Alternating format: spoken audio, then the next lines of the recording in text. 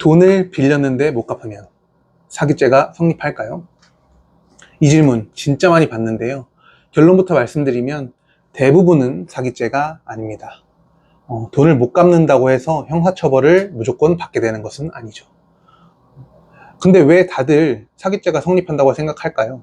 돈을 빌릴 때는 곧 갚겠다, 문제 없다 뭐 말을 했었는데 막상 시간이 지나고 나면 연락도 잘 안 되고 뭐 그렇다고 갚지도 않고 잠적해버리니까 이거 처음부터 속일 의사가 있었던 거 아니야? 이렇게 생각하게 되는 겁니다. 사기죄 성립을 가르는 가장 중요한 기준이 두 가지 정도가 있는데요. 오늘은 일단 한 가지씩 설명을 드리도록 하겠습니다. 일단 첫 번째는 돈을 빌릴 당시부터 갚을 의사나 능력이 있었느냐입니다. 이게 사실 가장 중요한 건데요. 돈을 빌릴 때 이미 갚을 생각이 없었거나 갚을 능력이 없으면서도 있는 척 속였어야 합니다.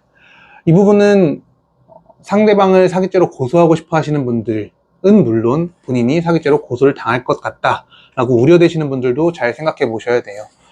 왜냐하면 사기죄로 고소하시려고 하시는 분들은 상대방이 처음부터 돈이 아예 없었다, 채무 초과 상태였고 앞으로 소득이 발생하지도 않을 것이었는데도 불구하고 마치 내가 갚을 수 있을 것처럼 속여서 돈을 빌려갔다 라는 취지의 증거가 있어야 되는 겁니다. 또는 상대방이 갚을 능력이 아예 없으면서도 빌려갔다는 것에 대한 증거가 있어야 되는 거죠.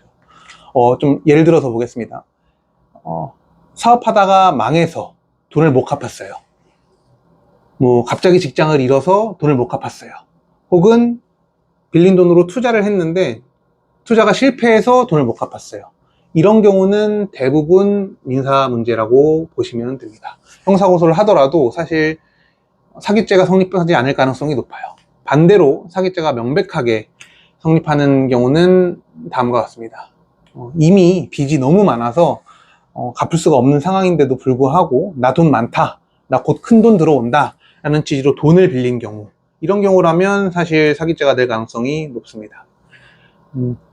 실제로 사건을 진행하다 보면 처음부터 속였는지를 입증하는 게 가장 어렵습니다.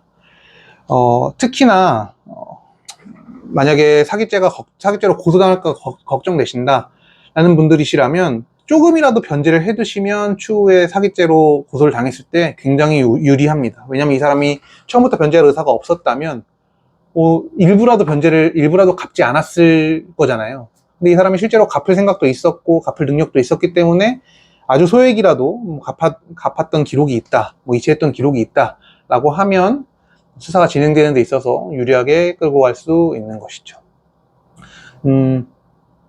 반대로 고소를 하시는 분들은 이 사람이 돈 빌려가서 돈 갚기로 한 시기가 언젠데 이때까지 한 푼도 갚지 않았다 라는 상황이면 고소를 고민해 보실 만한 상황이긴 합니다.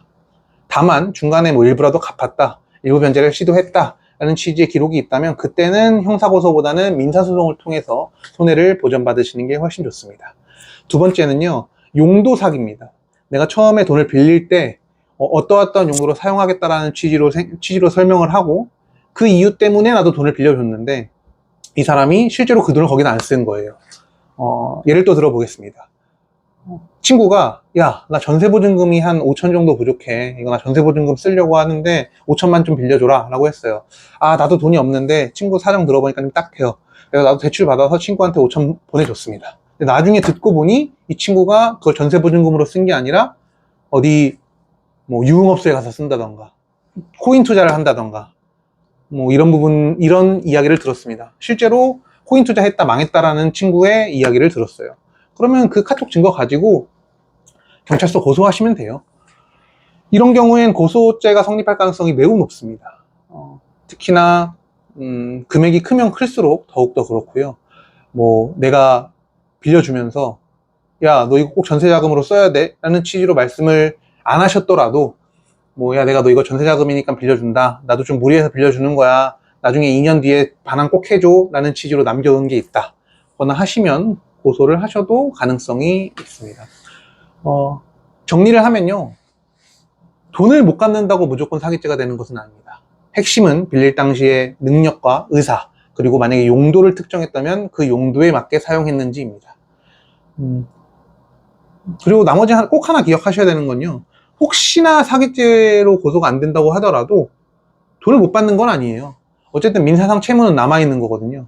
만약에 내 생각엔 상대방이 뭐 사기죄는 좀 아닌 것 같아.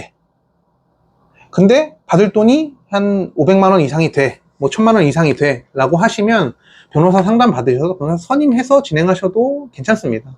뭐 어쨌든 전부는 아니더라도 소송 비용의 일부는 반환이 되니까요. 1000만 원 정도 대여금 규모다 라고 하시면 저는 뭐 소액 사건으로 해서 변호사님 알아보시고 상담 받고 선임하시는 걸 권유드리는 편입니다. 혹시 비슷한 상황에 계시다면 이게 민사인지 뭐 형사 사건으로 고소를 해도 될 건인지 정확하게 판단받으실 필요성이 있어 보입니다. 그럴 때는 고민하지 마시고 뭐 집 주변이든 뭐 저한테 연락 주셔도 되고요. 연락을 하셔서 변호사님께 상담을 받아보시는 걸 권유드립니다. 너무 소액이면 사실 변호사를 선임해서 사건을 진행하기는 좀 부담스러우실 수 있으니까 그렇다 하더라도 상담 받아보시고 어떤 식으로 진행하면 되겠다 라는 취지의 좀 가이드라인을 얻는 건 괜찮으니까요. 그런 용도로 참고하시면 좋을 것 같습니다. 오늘은 여기까지고요. 나름대로 컨텐츠를 좀 준비했는데 괜찮았나요? 괜찮았다면 구독과 좋아요 부탁드립니다. 바이바이.